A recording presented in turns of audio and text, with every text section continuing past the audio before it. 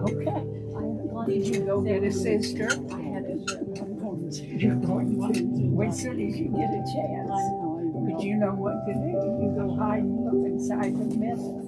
And that's how you find the good ones.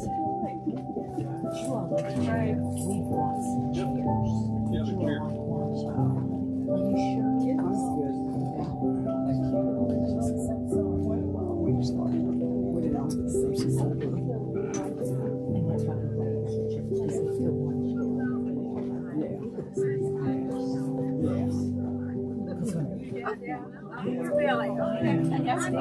Here. Right. Oh, okay. Everything together. Spend nights together. I love you. Oh, yeah. That's a great memory. We'll always hold on.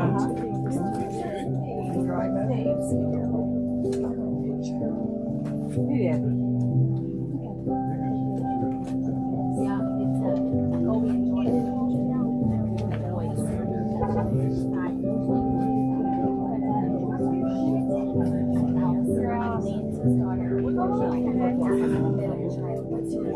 I never thought of it until always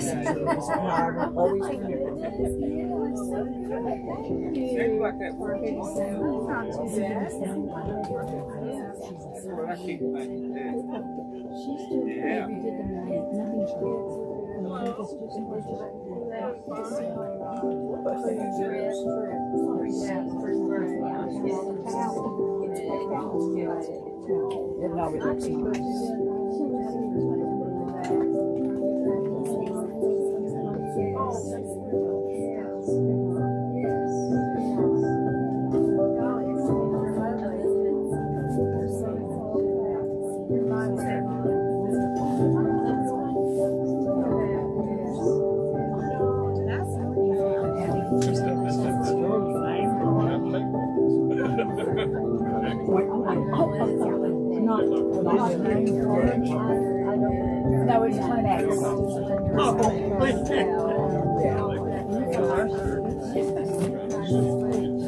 Yeah. Okay. I appreciate that. That's really sweet. That's old folks considering, I guess, huh? You may sit right here. Yes. I do. Jane Earth. Sure. See, I don't know. You're here. I'm Carol King. I was Carol Moore when I lived here. Penny Harvest is, everybody knows me as Penny. Yeah. I'm from Hubble.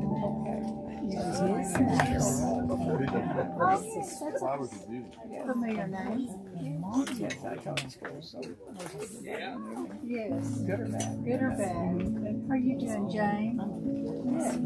I'm living with your daughter. That's fantastic. Yeah.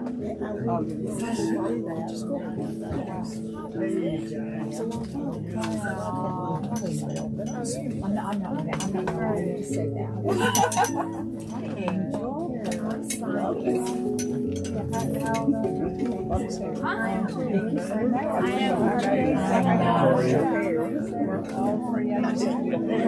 There's the source of the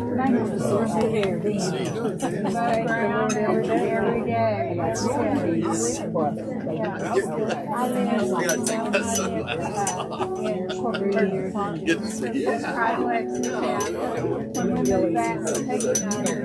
Angel.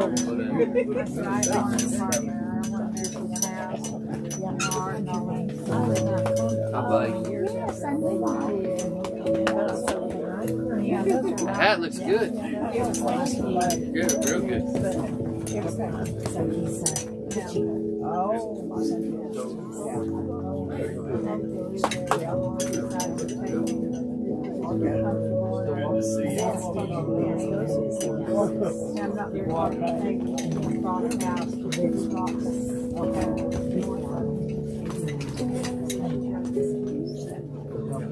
How are you? Lonnie and I. Good. Colby Fleming. Very nice to meet you. Levita? Yeah, Col- going into Smith's. Oh, Your Sunday school teacher. Okay. I met my husband. okay. You know, The Nichols from Cordell? no, Oh. from well, beautiful. We don't know. I don't think so. Okay. But they were from Sayre. Okay. Nice to meet you all. That's my sister.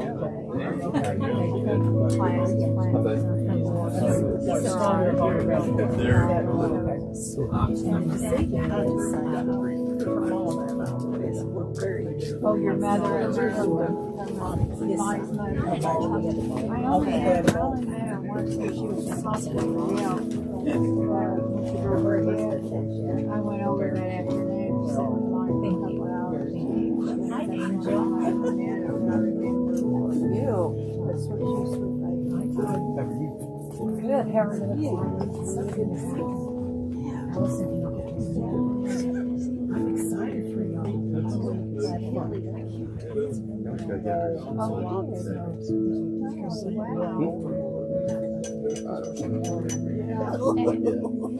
She's trying to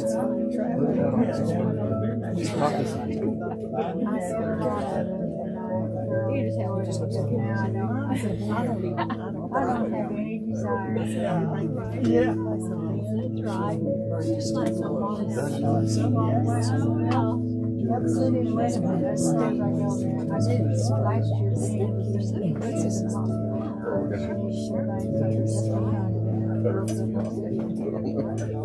It's a beer. I'm sorry.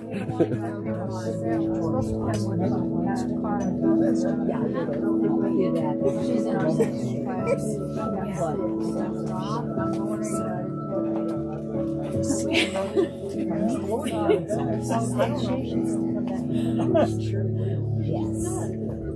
Wow. I saw her. I took a picture. And I went last year.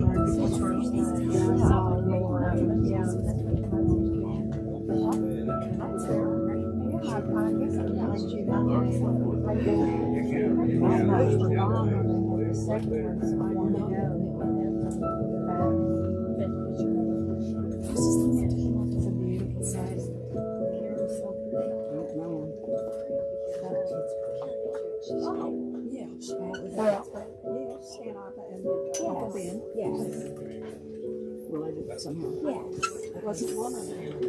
No. Okay, She married Joey Johnson's name, the bottom. yes. Yes. Okay. Gary's Margaret. It's not sure. It's not. I'm gonna ask her right now. Okay.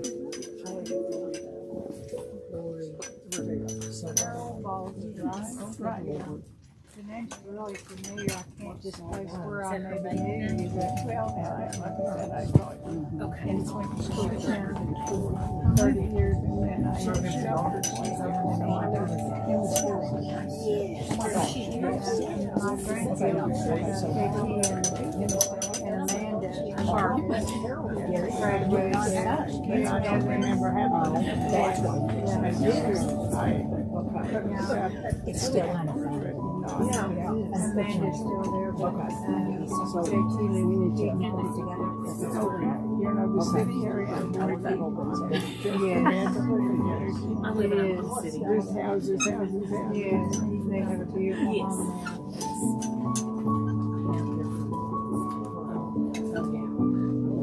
I guess we're trying to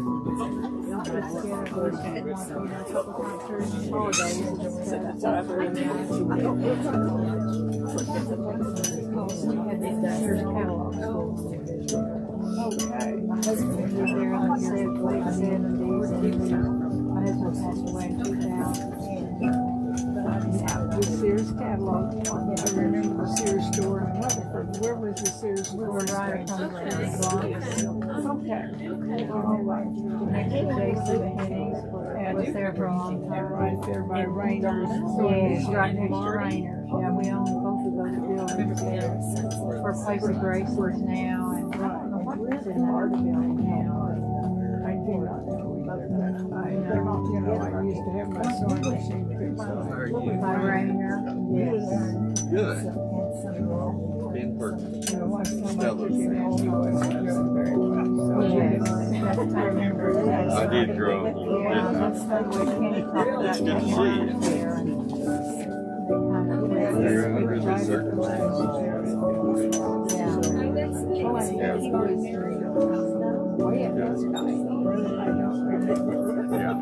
Did he make 100? I don't know. I don't know. It does. I had left as a friend. Here in Sayre? I moved to Italy, and I was there until he passed away. I work for the city. Space. Yeah.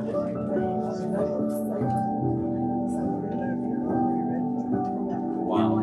10 years. I went to school up in Edmond for when I was younger. Lived up there for quite a while and decided to move back. This is my daughter Abby. This is Bill.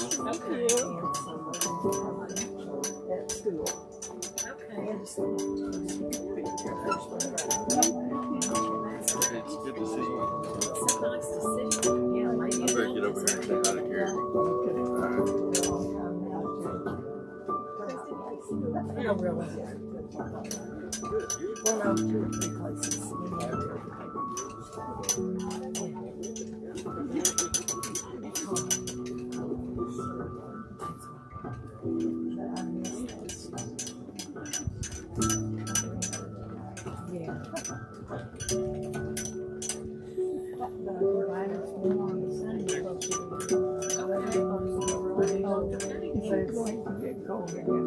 Sunday, they said that they'll get about in the afternoon, so maybe we can get through church and get home before it gets too bad. No, we don't have Sunday night church. Oh, Cornerstone, do you go to First Baptist? church all the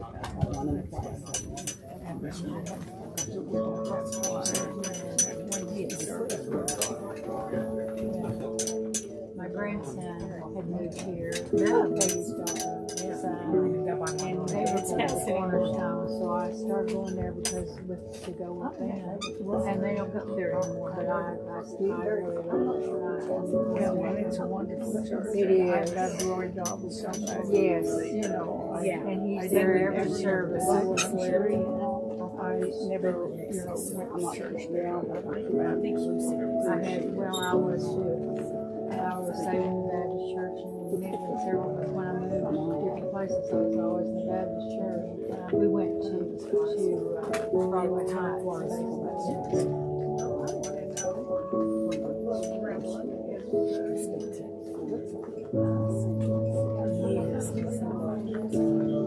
I've got that thing upside down and everything that's supposed to be here. My glasses haven't fallen out yet. My band-aid. So it's work without band-aids anymore. Well, I may not lose more, but I then again, I may. So, yes, now I grew up in the church and I was around my husband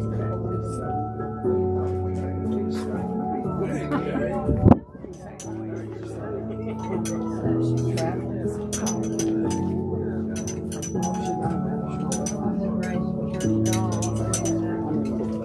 When our girls were 5 or 7, we started to go to Sunday school. My husband and I worked for 20 hours. We tried to talk it out. We're Baptist church not far from us. And I said, well, we'll take the girls and maybe they can, we'll stay with them and make sure everything's good. Then we can take them home. Well, he and I both heard the word, got saved, and baptized in the church. And faith was he died real young, he was only 43. And they were 17 when he died. And so I was so thankful that, he was in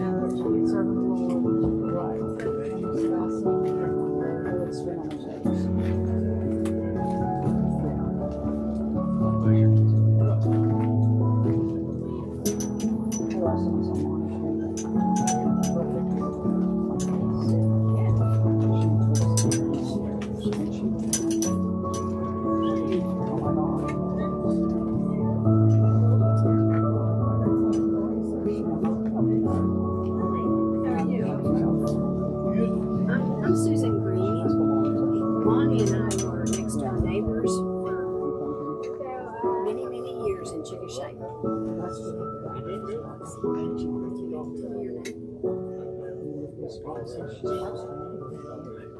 Spell it. Yes, here in Oh, is it Bill? Oh, Bill. Oh, yeah, Bill. Yeah. Girl, what they're talking about is having mom's daughter. I've never seen it on this show. I thought she might come this way. So you're gonna go by? You still go by?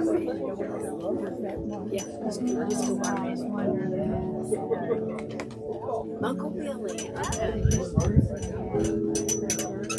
Billy is your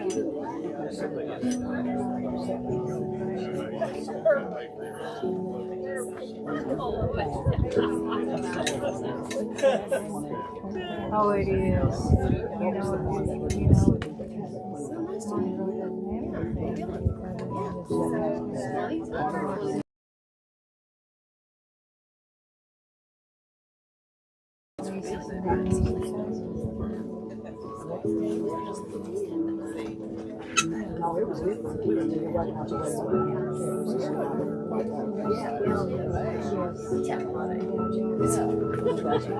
So I find that I should go you don't know this way I was asked before they ever years ago.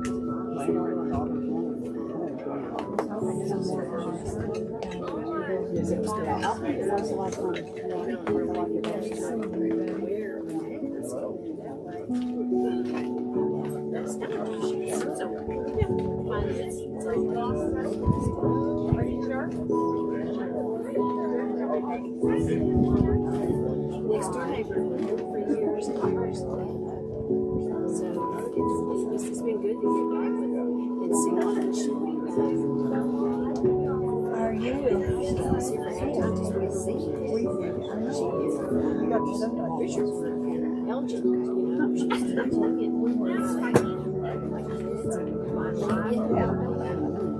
I'm pretty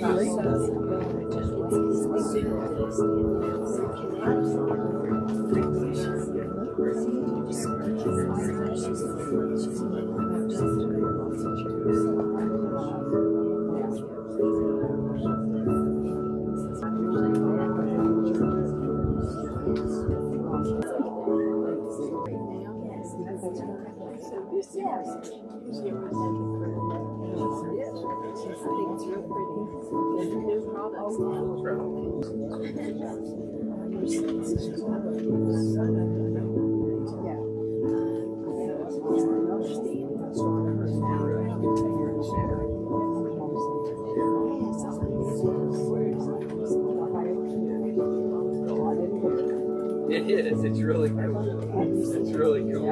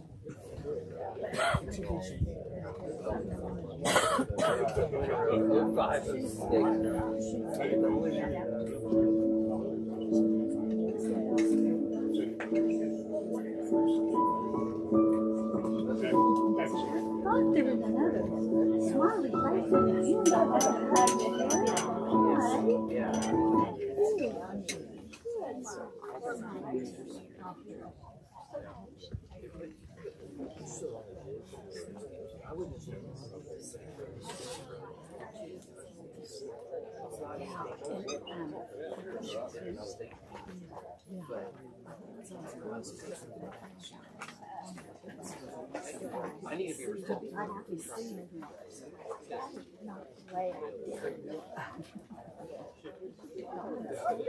Oh, we can work the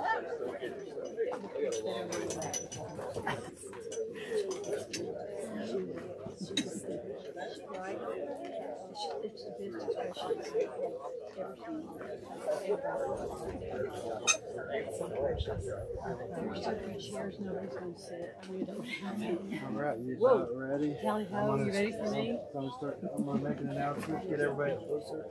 The mic is on the stand. I've already have it on. Okay, everybody. I think it's about time to start. We still got a few seats under the tent. If anybody needs to sit down. Want to sit back in here and where there's no there's room. We've got lots of room. I put on some deodorant this morning and somebody like to sit up there. You showered Saturday night? Well, I showered last week. Did it work? Can you hear me? Can you hear me now? Thank you. No, can't hear it. I am so overjoyed, so overwhelmed by all these faces today. Junior high, high school, college, my family, friends of my mom's forever. Thank you. That's precious. My church friend, my family, even have people that worked with Mom are here today. That's special. That's certainly above and beyond. I appreciate that. Hi, Kara. I'm sorry. I just got caught up with you. Okay. Mom, Patsy Ruth, was the youngest of 7 children born to Ben and I. Was born in 1937. She attended New Liberty School all through her school age. She was the last graduating class of 1954 for New Liberty, actually. She married Dad, Keith Dowdell, in 1955, where Debbie was born, Overbrook, Kansas, where I was born. All during that time, Dad was working on his master's, finishing up his teaching certificate, and he was employed as a coach, principal, and/or teacher during that time. In 1962, they moved to Oklahoma City, and Dad worked at U.S. Grant High School and then Oklahoma City University. Mom took a couple of bookkeeping classes. She's quite a numbers person. She was really good at that. And come to find out, Dad was a 24/7 business kind of person. And in order to keep up with all of their paperwork and all of their endeavors, she took a couple of accounting courses, which helped. They had a lot of while. I always sold cars out of our front yard, always. We lived on May Avenue. He had a car lot in Moore and I think a couple of others all the time. They had hair dryers in college dormitories. And that was interesting because we would go and he used the phrase rob them occasionally. So that was kind of fun to go to the big college dorms and do that. And we even had a laundromat for a while. I have a vague memory of that, manning that with Mom before I was school age. Mom worked at John A. Brown's in the accounting department for the year that we were in Yukon. We moved to Clinton in 1972, where they sold used cars and eventually acquired the Dodge Chrysler Plymouth dealership there in Clinton, where Gary Lee and I became expert detailers and excellent drivers. Mom was chief bookkeeper, parts person, in charge of payroll, payment, and all paperwork. There wasn't anything she was not in charge of, did not have her hands in, and she did not need any help. Thank you. They worked long hours. There wasn't anything she could not handle. If she couldn't, she would find out. Dad acquired MS. They got out of the car business, so they were at home. But come to find out, they were just as busy with his 24/7 business mind, working in a house. They got into rental property, minerals, gas, oil, windmills. You know, Dad's head was always spinning, so she was busy. But the problem was, he was now at the kitchen counter all the time, always on the phone. And he would write on anything and everything in front of him. Made her nuts. So they built an office for him, just right outside the back door. So he could work out there, have his desk, and he could write on anything he wanted to out there and stay on the phone. But what was funny is Dad had a way of buzzing her in the office. I don't know if it was through the landline or an intercom or something. Do y'all remember that? That Dad could buzz her if he had a question or needed something, because she was definitely the one that knew where everything was and could find it out. She was definitely Dad's wingman through everything. No matter what, she was there. She was his right hand, figuratively, through his broken bones. Eventually cancer. We kept him at home. Dad died in 2005.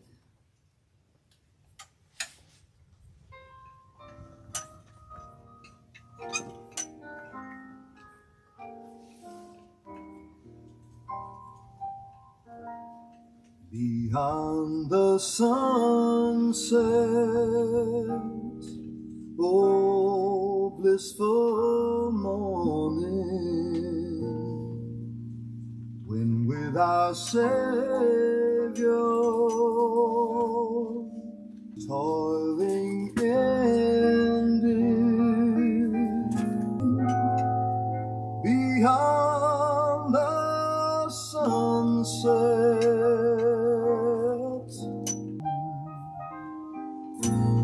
beyond the sunset,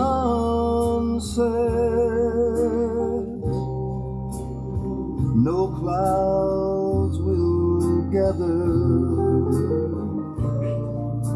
no storms will threaten, and no fears annoy. Oh, day of gladness, oh, day unending, beyond the sunset, eternal joy. Beyond the sunset, oh,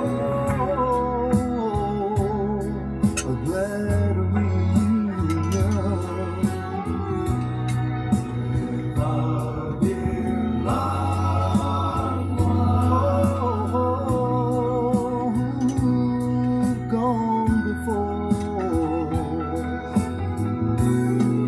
in that fair homeland. We'll know no parting beyond the sunset forevermore.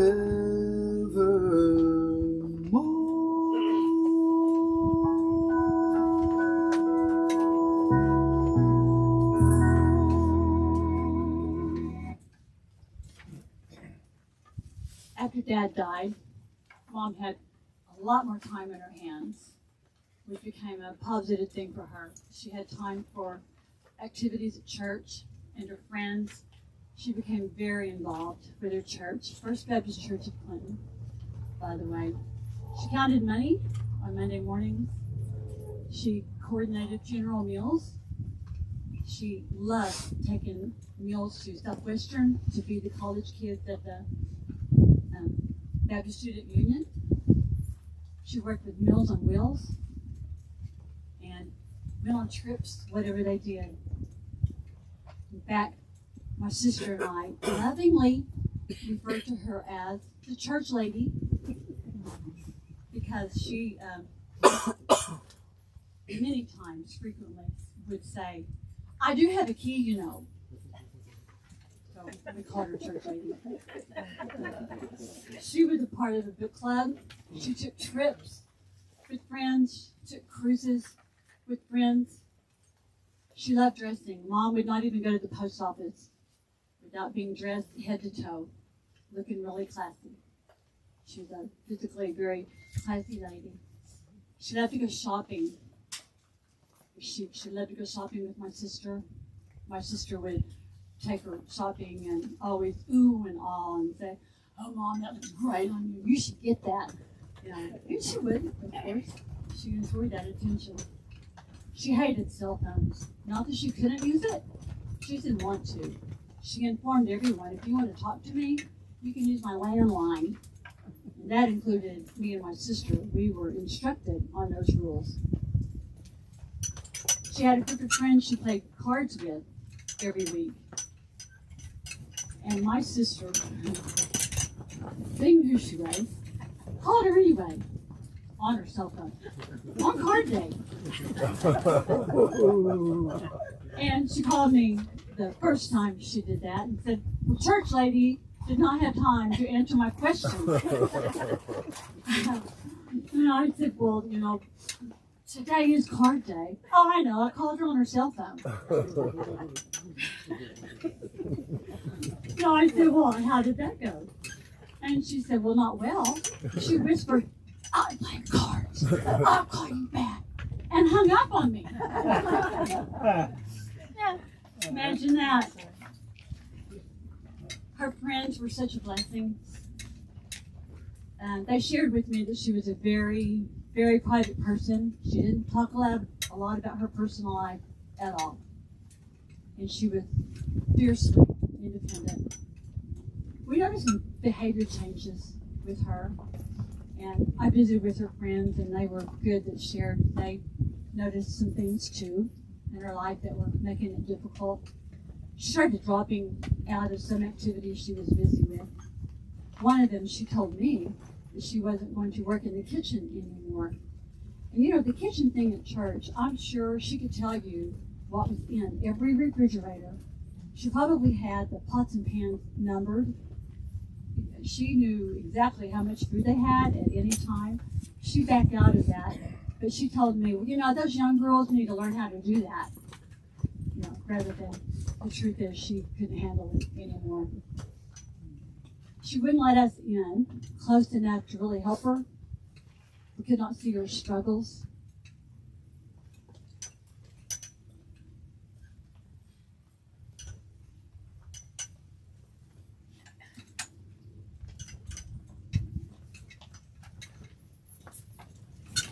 In 2019, we lost Debbie. That was a blow, I'm sure. She did not verbalize it, didn't acknowledge that, but that had to have been a blow for her. 2 months later, COVID hit, and all her activities shut down. Paused, anyway, for a while. When they resumed, she wasn't able to. That just fed the dementia, being alone. It must have been very difficult for a high-functioning woman like Mom to all of a sudden find herself in a confusing world, an overwhelming world she didn't understand and could no longer navigate, but did not want help, did not want anyone to see her struggles. It was a very difficult situation for it.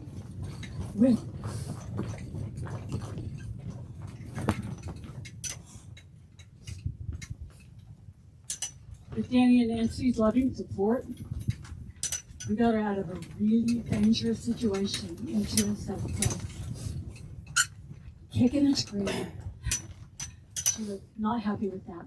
But that was what she needed. It was dangerous. It's like in her head, she went back in her youth. In her mind, that's just where she was. Visits with her. So I was listening to a song one night, and this kind of turned my head around. That made me think about not how it made me feel, but what it must feel like to be going through this on her side.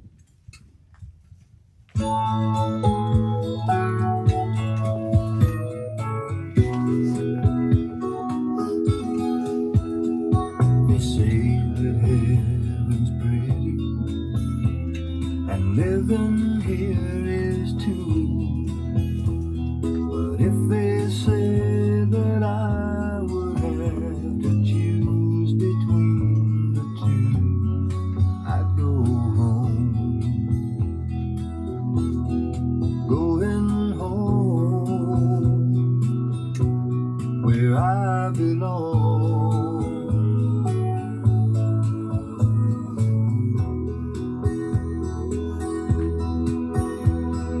Sometimes when I'm dreaming, it comes as no surprise that if you look and see that homesick feeling in my eyes, I'm going home. I'm going home where I belong.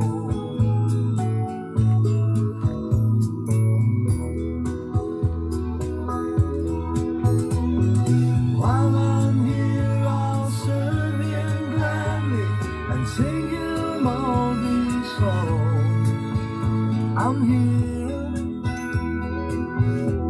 but not for long. When I'm feeling lonely and when I'm feeling blue, it's such a joy to know that I am only passing through. I'm headed home.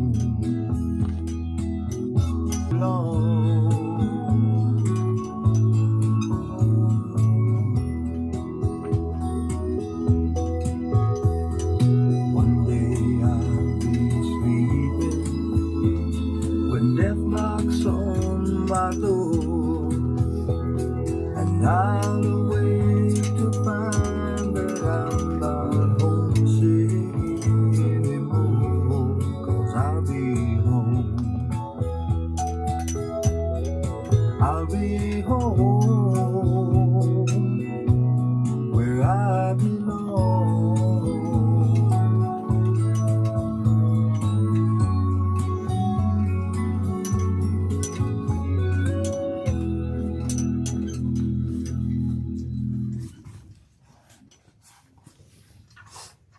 There's such joy today, knowing that Mom is not living in a world of confusion, frustration. She no longer has faces in front of her that she doesn't recognize anymore. She doesn't have people in front of her asking her to do things she doesn't want to do and doesn't understand why. We were really blessed with gracious and loving staff, aides, and nurses. And I was very touched the last day Mom was with us, that a lot of those people, they weren't working that day, that wasn't their shift, but they came by anyway to see her that last day. I was so touched to see that they found joy working with Mom, and she gave them joy, obviously, or they wouldn't come back. So a lot of God-sent blessings involved in all of that. And I had opportunity to talk to each of them individually as they came in and asked me if they could spend some time with her. And they each had different stories to tell me. One of them that was outstanding, getting her calm and happy to do difficult things. They learned she liked to listen to Patsy Cline and Willie Nelson. That was soothing to her, so they would play that. I don't know what made them whittle that down. I don't know if she said Patsy Cline, but I was there one day and one of the aides were in the bathroom with her, the music going, and Mom is humming and the aide is singing, and it was just amazing. And Mom would say, "I really like her. Now who was that?" As several times. And it was just precious. It was really nice. So we're gonna play a Patsy Cline with Willie Nelson song for Mom one last time.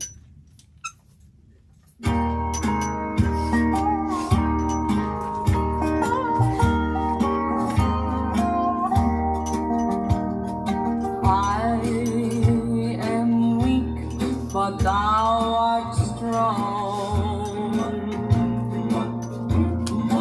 Jesus, keep me from all wrong. I'll be satisfied as long as I walk. Let me walk close to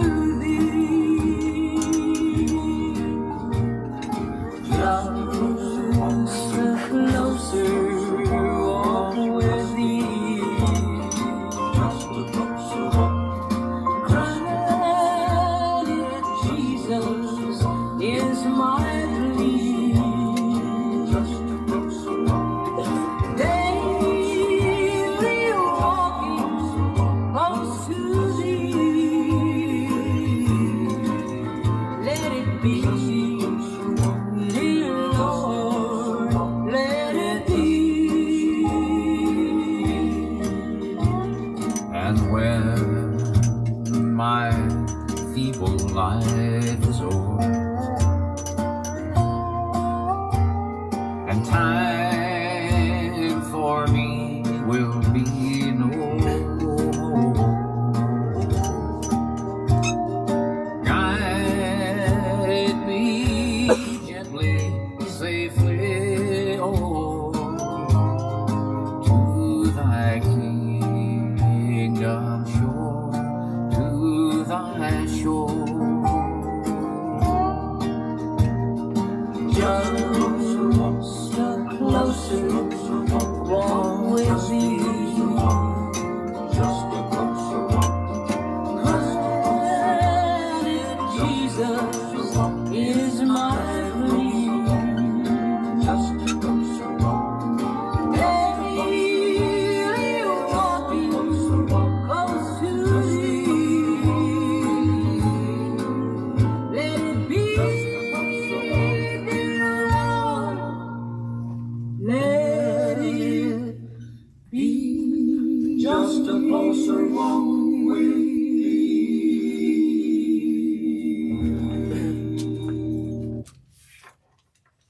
Mom's grandson, Andrew, Vivian Larry's son, is going to share with us.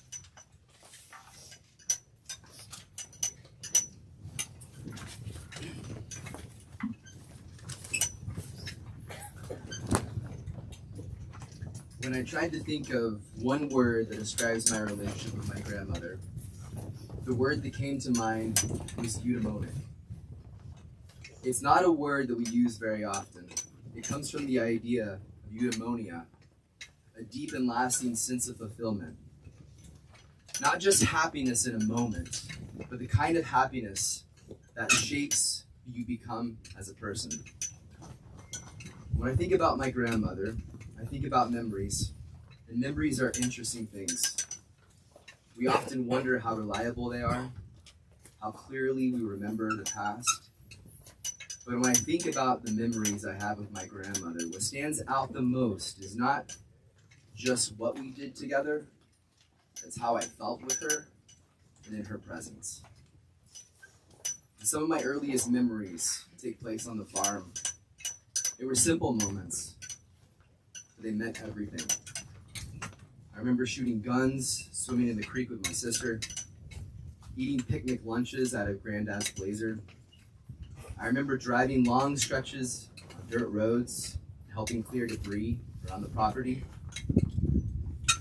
At the time, those probably felt like ordinary days. But looking back now, I realize they were anything but ordinary. I also remember sitting around the table playing card games with her, especially Old Maid. My sister and I took the game very seriously. We were determined to win. But what I remember most is how much she enjoyed being there with us, laughing and playing along, fully present in this moment. Those childhood memories are vivid. But as I got older, something even more meaningful became very clear to me. It wasn't the activities themselves that mattered most. It was the feeling that I had in being in her presence. No matter what we were doing, whether it was something exciting or something completely ordinary, I always felt a deep sense of contentment when I was with my grandmother. Just being in her presence created a sense of peace, of happiness, fulfillment that is very difficult and challenging to put words to. It's the quality of time that we shared. What stands out to me is not the amount of time, but the quality of time we shared. Those moments shaped me. They helped me form the person I am today. I'm incredibly grateful that she was able to meet my own children, Mason and Anaya, and spend meaningful time with them as well. And knowing that they experienced her kindness, her warmth, and the quiet joy of simply being with her means more to me than I can fully express at this moment. And life is not only about how much time we spend with the people we love. Life is about how deeply how truly deeply we show up for each other in the moments we share. Here's a quote that captures this. And it's, the most precious moments in life are not measured by the length, but the love that fills with them. My grandmother filled our lives with those kinds of moments, my life with those kind of moments. Moments of laughter, moments of quiet, steadfast connection, moments that made us feel seen, valued, loved, and safe. And because of that, her life continues to shape ours even now. Grandma, thank you for those memories. And thank you for the love you gave so freely to me. And for the quiet but powerful way you helped all of us flourish. We will carry you with us always. Thank you.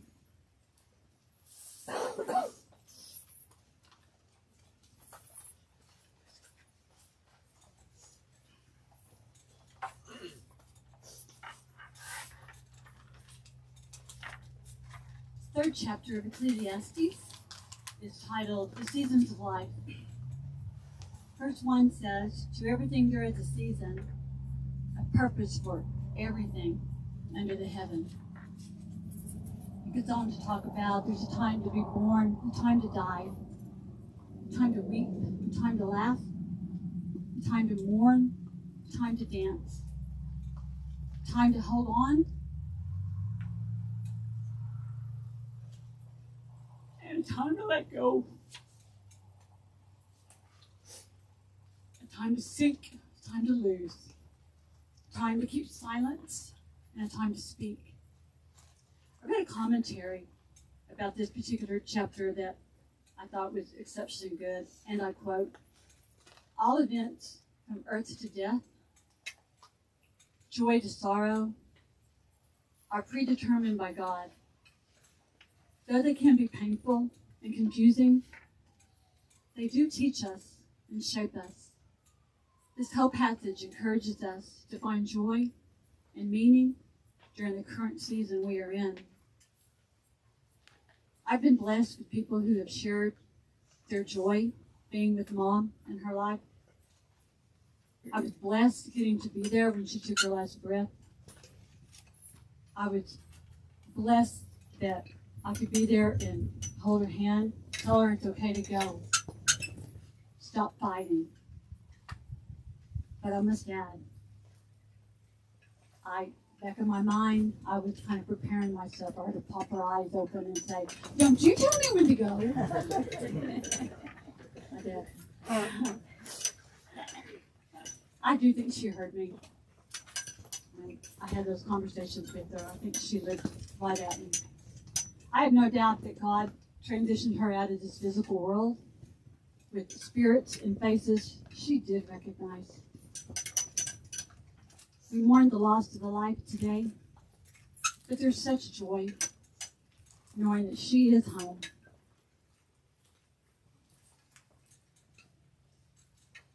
Leaning,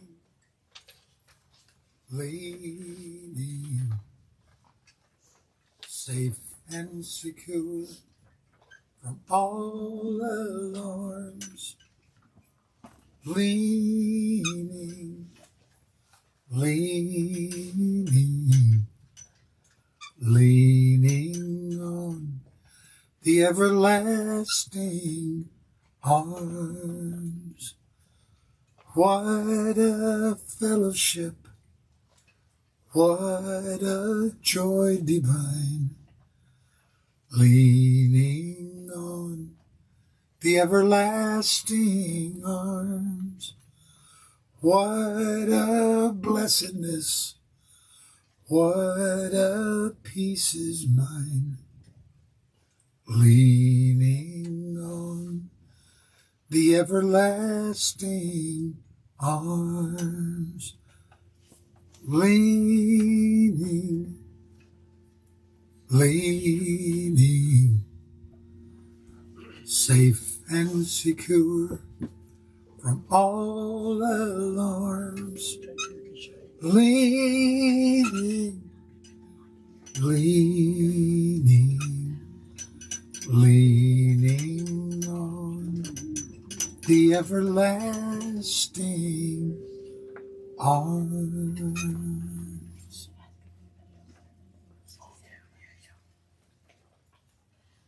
I asked Uncle Billy to close us with a prayer, unless there's somebody that would like to add anything, say something before we close.